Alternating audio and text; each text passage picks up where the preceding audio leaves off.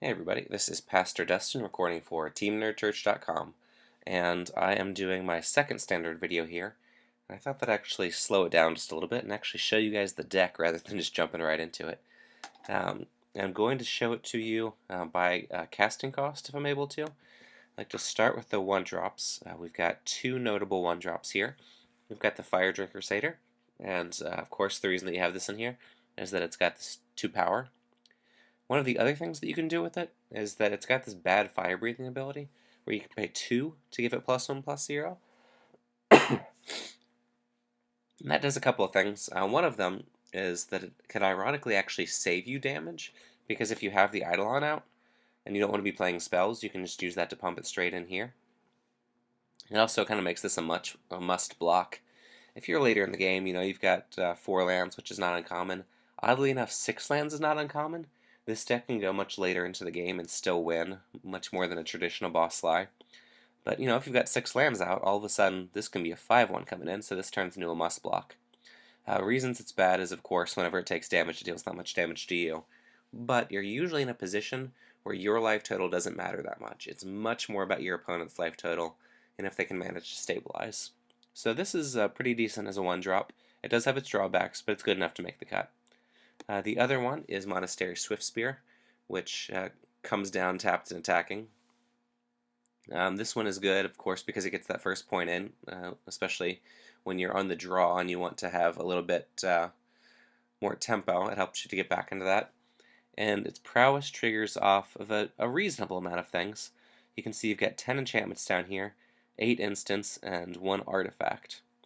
And so you're dealing with 19 things that can trigger that, which is not huge. It's not the sort of thing that you're going to trigger every single time. But, if you can get it through the first turn it comes down, and then, pump it on the second turn, it's already gotten 3 damage in. So you pretty much have gotten your usefulness out of it if you just get 3 damage. So those are your two 1-drops. Next, we're going to look over here at the 2-drop creature, and that one is Eidolon of the Great Revel. And this does a couple of things. The most obvious is that it helps to deal damage to them directly. Now, one of the big problems with a deck like this is that a lot of people are mainboarding Drown and Sars and that sort of thing. And so you can play a couple of creatures down, then they 2-for-1 you, and then they get to stabilize, and it's no fun. But, if you, play first turn Satyr, second turn Eidolon, you've only gotten 2 damage through with the Satyr, and then they drown you. Well, when they drown you, they still have to take 2 damage from it, and so you've actually gotten 4 damage. So you're getting 2 damage off of both your cards. So it's not ideal. Nobody wants to get drowned, but at least you've gotten a shock out of both of them. So it helps to extend your value a little bit. Also in the late game when you're up, you can play a couple of these out, making it very hard for them to react to anything, and forcing them to go for the bigger spells, which can be a big advantage. One of the other things that's really great about Eidolon is that it triggers one of your other big 2-drops, which is Thunderous Smite, which is where this deck probably departs from most of the lists out there that you've seen. This is the only devotion card in here, but it's good for a couple of reasons. One of them is that I only play it in instants. I've only got the Lightning Strike and the Stoke the Flames. Everything else is a permanent. So you get plenty of devotion. You get it off of things like the Eidolon has got double, the Hammer's got double, and the Flame Speaker has double. And the rest of these are all just quality. The other thing that needing devotion does for you is it makes redundant copies of Break Through the Line not be awful. And so we've got a reasonable amount of devotion here to get this Thunder Smite. And at the very least, you've got some creature that's got at least 1 red, and this has got 1 red, so it's never going to be worse than +2/+0. Now, where it really shines, and where you're hoping to see it come out as a big surprise, is on the Prophetic Flame Speaker, but we'll get there as we get to the 3-drops.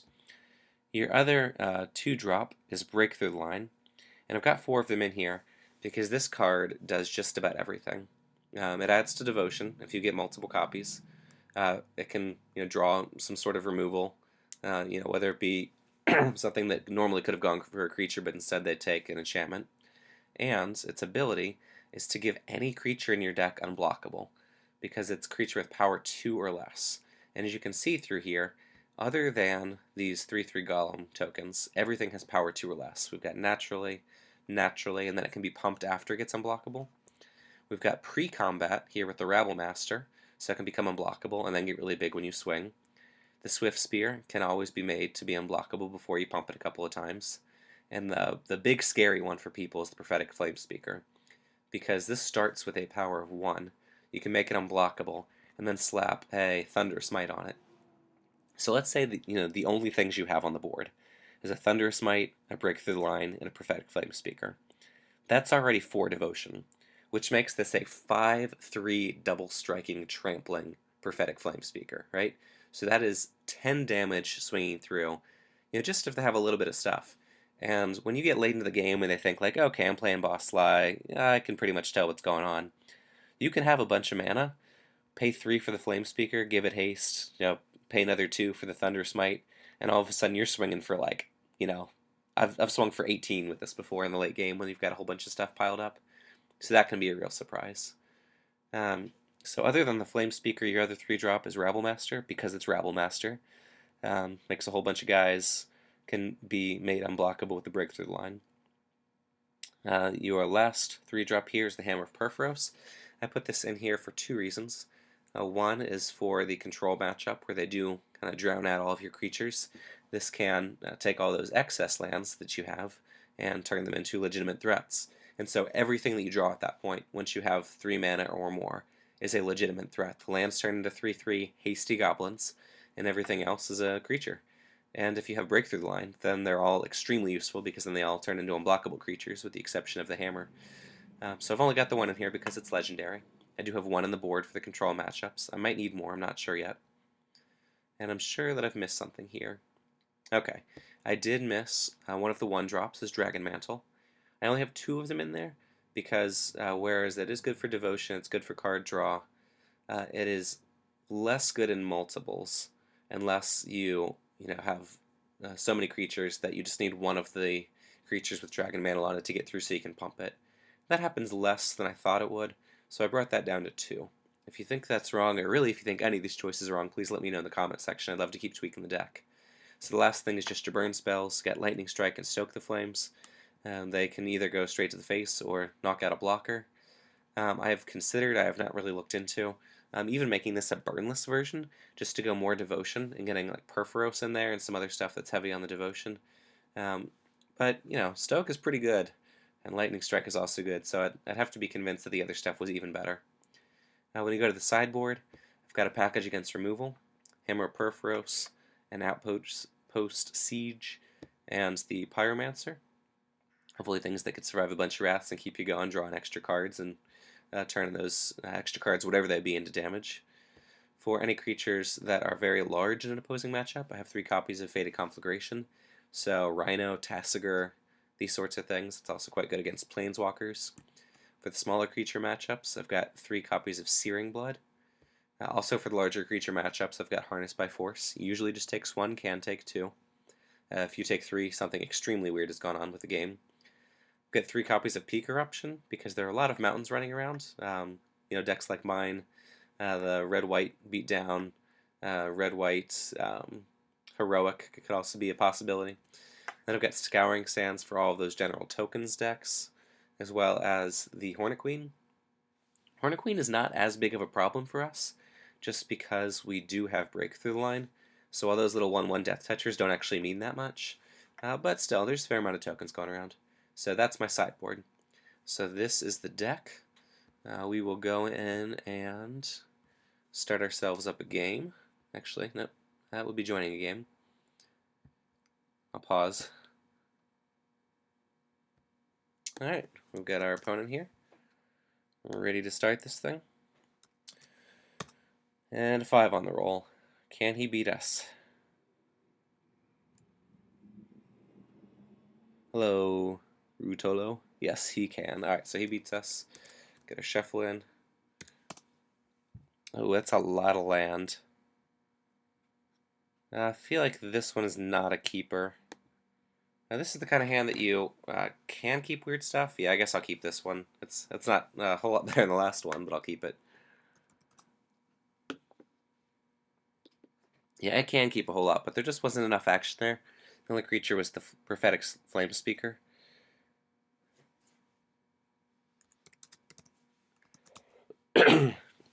and it still is, so hopefully we'll draw one. I think the only real difference in this hand is that we have one less mountain and one more Thunderous Might, which is actually a better hand. Redundant copies of Breakthrough the Line aren't dead, but they're not spectacular.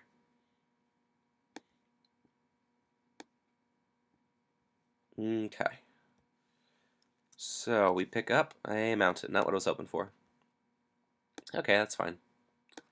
So next turn we will go Breakthrough the Line, possibly into Prophetic Flame Speaker. Really just depends on what it is that he draws. There's so much removal, you hate for your first creature to be one of your 3-drops. It's much better to try to bait something out. Alright, so he has got blue and white but no play. And I have a strange amount of mountains for a deck that only plays 21 lands.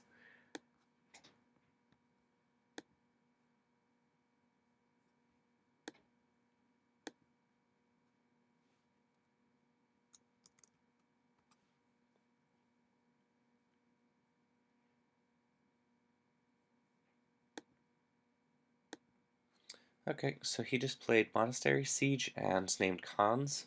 So at the beginning of your draw step, he gets to loot. So now it's my turn. I get to draw. Hey, another mountain. Okay, well you get to see what sorts of things this does when it's flooded, which is good. So I got my Flame Speaker. Then I'll pass the turn. So we'll see what he does with that. Next turn, if he doesn't do anything too terribly interactive, then that means that even if I break into another mountain, I get to make this unblockable, as well as put Thunder Smite on it. Now, if he doesn't have any creatures, I don't even have to invest the mana making it unblockable, which means that I will have 2 mana open to play whatever comes off with the Flame Speaker. Not that it's that big of a deal in this particular match. Huh, he pitches the Dissolve, huh? Then Nyx Fleece Ram. Okay. Well, Nyx Fleece Ram makes me happy because I can sneak right through that one. I draw a card, and it is yet another mountain. Alright. Normally, I would hold back on the mountain because one of the things that you draw off the Flame Speaker could be one, but I have got mountains for days right now. So, I will go ahead and play one out of my hand, just in case the mana matters. See if I can get my Thunder Smite on there. Then I'll make it a 5/3, which might tempt me to just swing through. Of course, then I wouldn't get that extra card, so probably won't. Yeah, it's do you want the card or do you want the mana is the question. And I think I'm just going to attack. I think the mana might actually be a bigger deal than the land at this point. That could be wrong.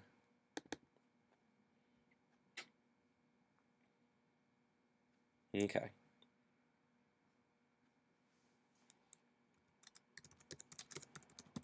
That's 5 first strike. 1, 2, 3, 4. So we'll exile the first card, and it is a lightning strike. Alright. So I'm not going to play that yet. We also have a mountain. Okay. So I'll get him for the other 5. I don't know what Rototolo means. This guy is Italian. We were trying different languages before.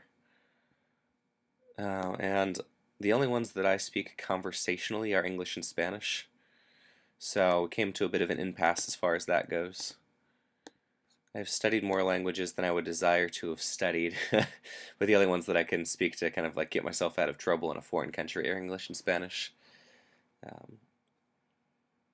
Not exactly sure what he's doing here. He's fetching. I don't know if he's trying to do something to prevent the regular phase damage, or if he's countering the lightning strike. What's he doing here? I'm going to pause while he figures this out. Okay, he figured out his life total. And then that is the end for me. So he's at 6. So you can do the math here on how good my chances are. Almost, like, what is it? It's at least half of my deck right now, which is basically burn, because when you have break through the line and more than 3 mana, then pretty much any creature you play can so he's got end hostilities here, but like it really does not matter. These guys already did their work, you know. He was at 6 and now he's at 7 because he's got the Nyx Fleece. Alright, so he's got Banishing Light too. Oh no, no, he pitched it. He wasn't playing it. So yeah, he's exiling that. Okay, there we go. Wow, he pitched end hostilities. Okay. So, like what I was saying before, is that it's either actually a burn spell like Lightning Strike, or it's a creature that gets through. I actually prefer creatures at this point because it's recursive damage. And with the Nyx Fleece Ram, the Lightning Strike is less good. So I'm just going to let that Lightning Strike sit in my hand and pass the turn. Every turn I don't draw a creature is more and more trouble for me. Alright, so he ticks up to 8. Gets his choice, tosses at Plains. I don't think I've seen this one before. This is just kind of an older style blue-white control. There we go. I'm going to want to stare Swift Spear. Okay. Well, we will play the Swift Spear and see if he counters it. If not, it gets in for 2 because of the Lightning Strike. See if he lets it hit. Alright, so that hits. We'll get a trigger off of the Lightning Strike. Oops. Well, that went on the top of my library. Okay, my opponent's AFK, so I'll pause again. So assuming that this resolves and I can actually get this guy through, he'll be at 4. And then we're just kind of going back and forth at that point between my Swift Spear getting in and his Nyx Fleece gaining a life. This could swing back his way. He is getting the extra draw off of the Siege, so he can draw things that are answers. But really, any of my answers, actually any of my threats to his answers, get through immediately. So if I were him, I'd be keeping counterspells right now instead of any kind of sorcery speed thing like Banishing Light or Wrath or any of those. This could still go either way, but I still favor myself in this situation. Okay, so he does have the Dissolve. My guy still gets pumped. I get the Dissolve out of him, which is fine. I'll break through the line. Go to combat and get him for 2.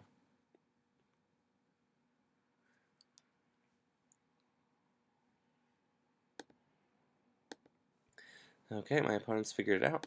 So now we hit the end step. Alright, so he's going back up to 8. I'm drawing off the top, and I have been flooded. Let's see. We've got 21 land in the deck, and I have seen any land in exile. Alright, we've got 1 land in exile. I don't think we've got any in the graveyard. Yeah.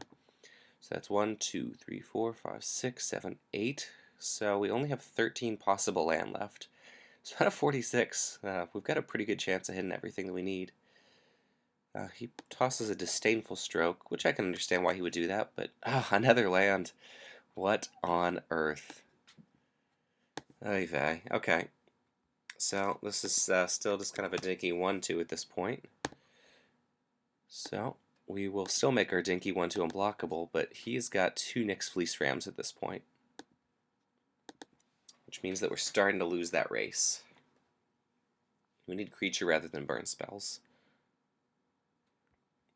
I wouldn't complain too much about a Stoke as a burn spell. I'd take 2 of those in a row. And even just like a regular burn spell is okay. Oh, he's got a dig. That's not good. Okay, so this might be where the game actually swings. We'll see. But to be fair, look at all of these lands. Like, what other boss slide deck could have, what, 5, 6, 7 exposed real cards and more land? Like, I'm playing a boss slide deck and I've drawn more land than spells, and I've still got him at 6 with some chance of winning. So keep that in mind.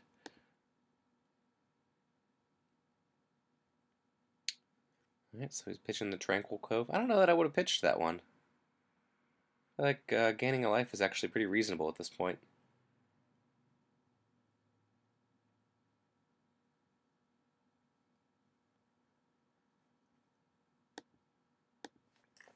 Okay, so he just passes, which I would assume means that he's sitting on quite a few counter spells. I've got a Thunder Smite, which is just going to get countered. But if you don't play it, what good is it going to do you, right? So I am going to make this unblockable now. Keep a card in hand just to make him wonder.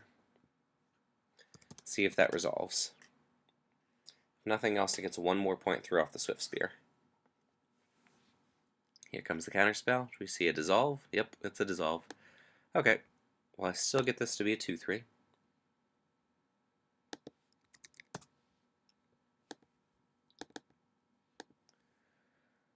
So I'll send that through. That'll cancel out the Nyx Fleece life gain and pass the turn. Alright, so he's got 2 cards on me and 1 life gain a turn.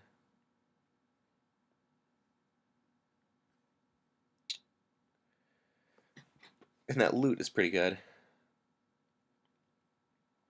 Yeah, pitching the end hostilities, doesn't like the sorcery speed. Banishing Lights my Monastery Swift Spear. Okay, so he uses Banishing Light on the Swift Spear. And pitching end hostilities tells me that at the very least, Dragon Mantle without anything to play it on. Actually, that's not true. He has a Nyx Fleece Ram. So I will play the Dragon Mantle on the Nyx Fleece Ram just to draw myself a card. This, of course, is where it would be nice to have a Dragon Mantle because then I could pump something of mine into Oblivion. Alright, so I'll give him that Dragon Mantle, draw myself a card. Hey, Rabble Master. That's a real card. So I will play a Rabble Master to get countered. Let's see if that hits. Any chance? Alright. Go to combat. See if he's got any sort of bounce or tricks. Get myself a token ready to go if he does not.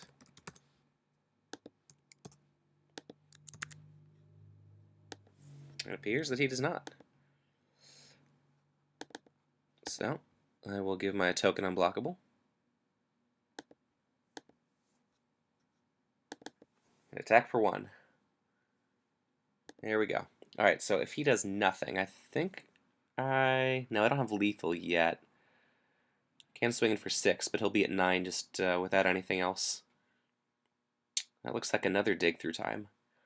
That's pretty good. So there's a good chance he hits a Wrath or something like that. If he only hits a Banishing Light, at least I get to keep my token.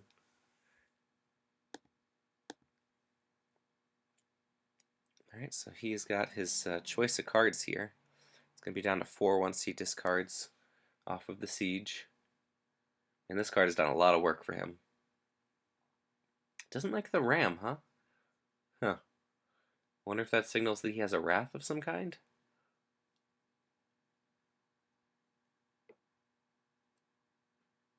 That's looking like a Wrath to me. Oh no, the Sphinx. Okay, well, there's not a whole lot I can do about that. He just gets to scry a ton. If I draw a creature here, and this could be lights out for him. Not that creature, though. Okay, well, it's one more than I had before. So I get the Swift Spear. We will tap 3 for the 3 creatures that we have out at the moment. Blockable. And then once we make that other token, we've still got enough to make that unblockable.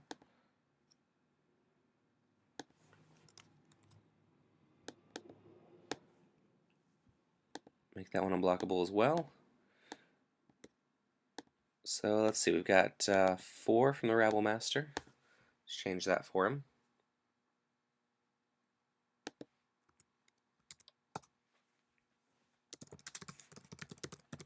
They're all unblockable.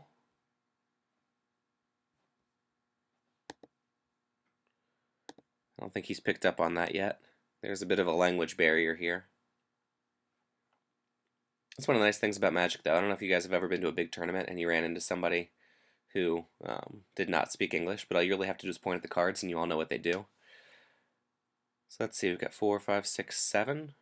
Let's see, who was it? was it 9? So he should be at 2.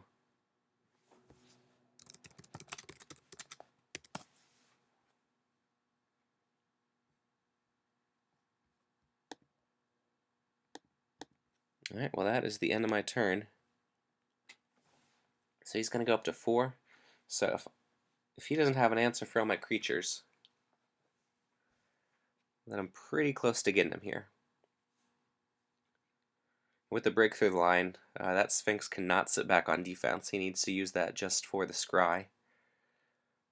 But if you can't kill me this turn, then the Scry's not going to do him a whole lot of good, because it doesn't matter what cards sit on top of your deck if you're dead.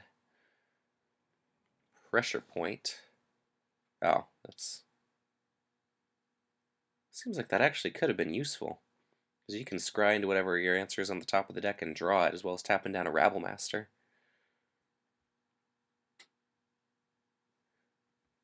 Where's... oh, it's so brutal. It's so brutal. Alright, so he just gained a absolute ton of life.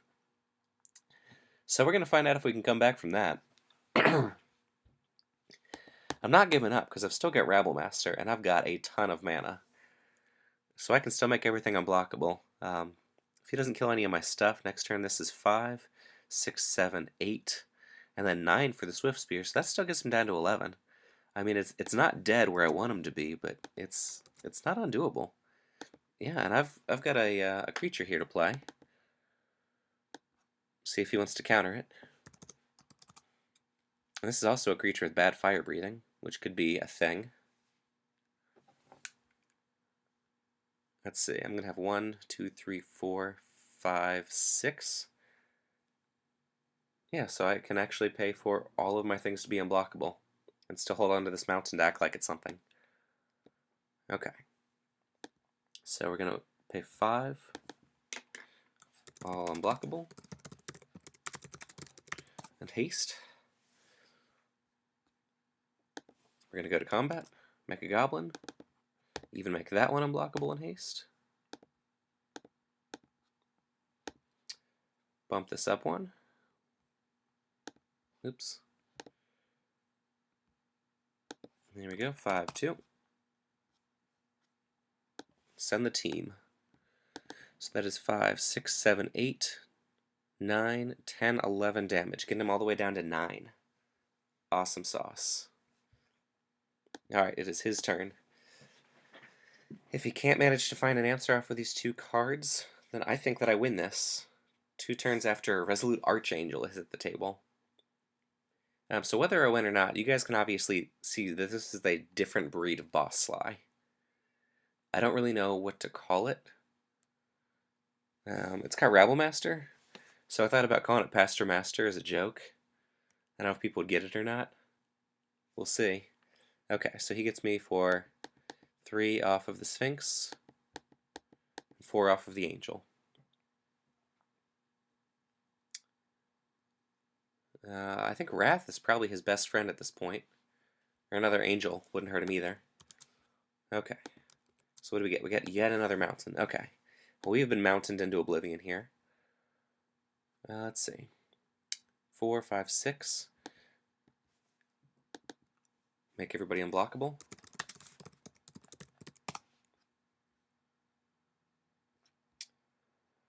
Let's see.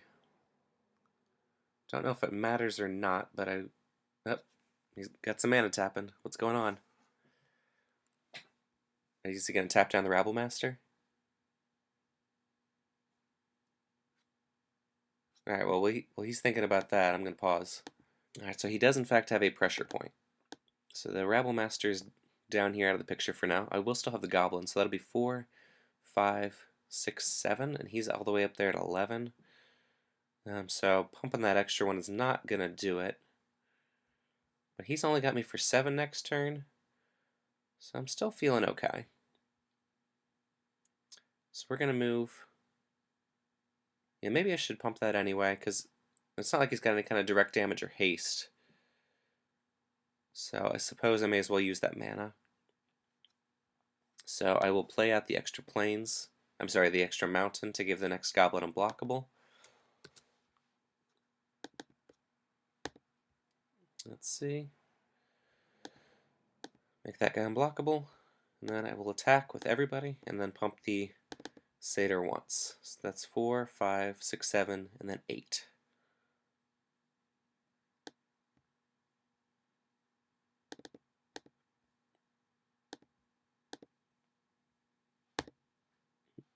Yep, lose life. There we go. And pass the turn. So now he'll be up there at 5. And no amount of tapping anything down is going to help him at 5. If he's got another Archangel, that'd be awfully helpful for him. This is going to be a 6-2 next turn, so the Goblin Rabblemaster on his own will kill him, as will all of these tokens.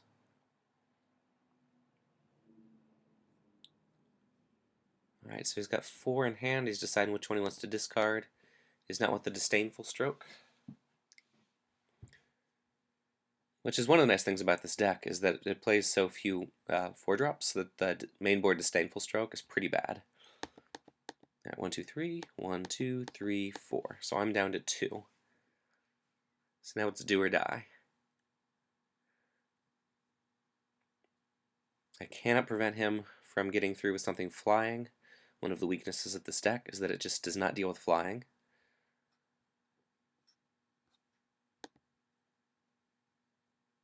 And there are red cards that do fly that we could put in here, but none of them have seemed good enough quite yet. Okay, plays Elspeth, which doesn't really do anything. He can make as many tokens as he wants.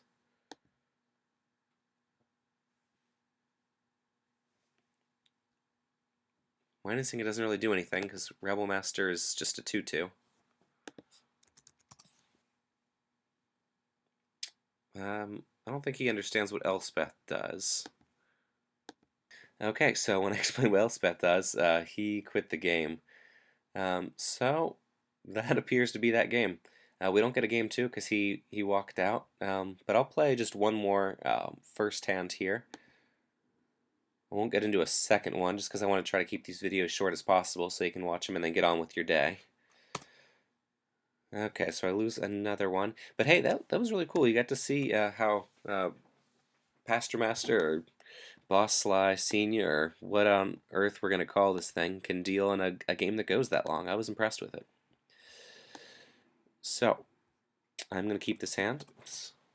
Many of the things that I like. We'll go Satyr into possibly Eidolon Eidolon.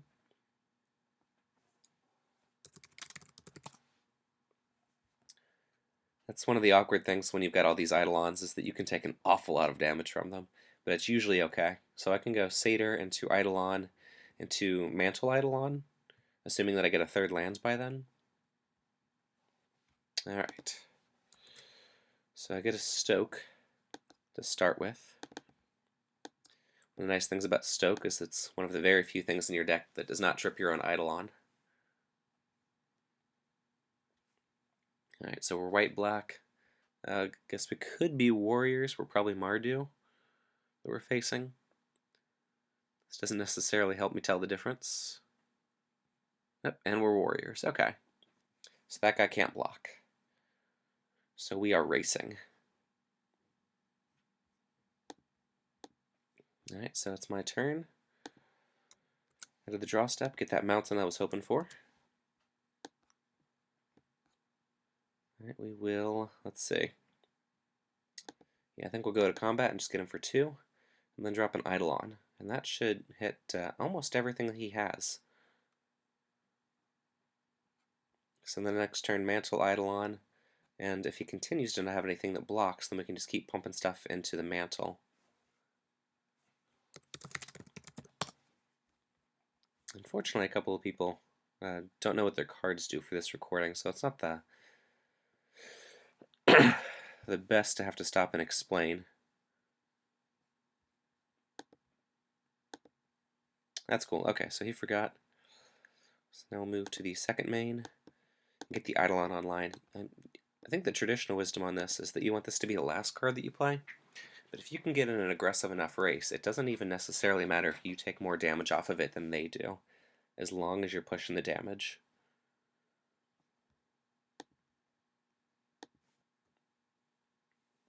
Okay, so this is apparently a Mardu deck, a Mardu Warriors.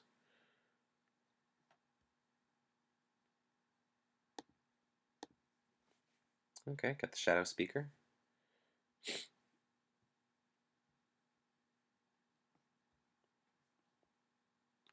Alright, I will not block that. I'll be happy to take 2 instead. Okay, nice thing about the Shadow Speaker is that it doesn't block the Eidolon particularly well, but it does block the Satyr pretty well. So I may have to wait for that one to swing. We'll start with the Dragon Mantle on the Eidolon.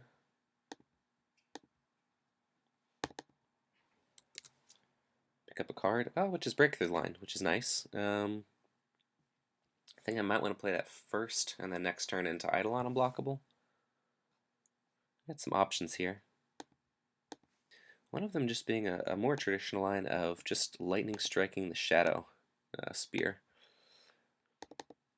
So I'm taking a ton of damage off that Eidolon, but it does allow me to get in with the Fire Drinker.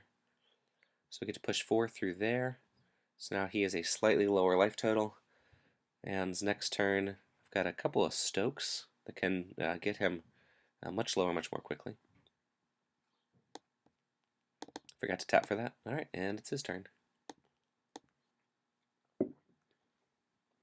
Alright, so he gets Crackling Doom, and I'll be happy to lose the Satyr over that one. Take a couple. Let's see, did he take damage off of that? He needs to. It's funny because we both take 2 off of it, and I lose a creature, so he pays 3 to take down my 1-drop. Alright, I'll take another 2 to go to 10. Let's see, so if I had the mana to pay for it, I'd have him all the way down now, because I've got 8 damage sitting in my hand. Alright, so there we go. There's the 4th land. I can just use this for Stoke if I want to. But really, there's no reason to, because I can just pump all that through in Dragon Mantle. So I think that's what I'll do. I'm just gonna... Ah, he just started playing last month. So now I feel bad about doing a recording with somebody that just started last month. So when you watch this guy, I'm sorry. Okay.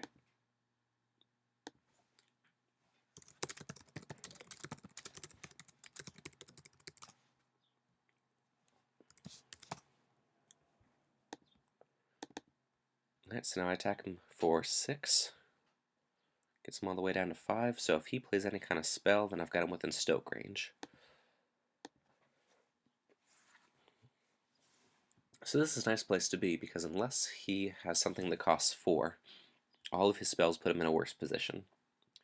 And this can't block, so really the absolutely only thing that gets him out of this is if he has some sort of spell that costs 4 that can somehow get around the Stokes.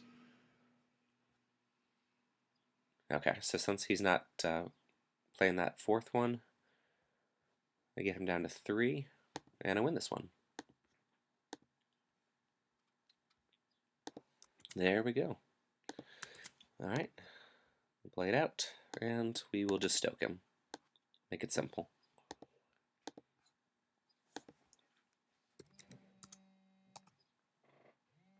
Alright, well this has been Pastor Dustin recording for TeamNerdChurch.com. I'll see you guys later. Stay tuned after this. I'm putting up one of the vintage services that we have on here, so stay tuned for a vintage service.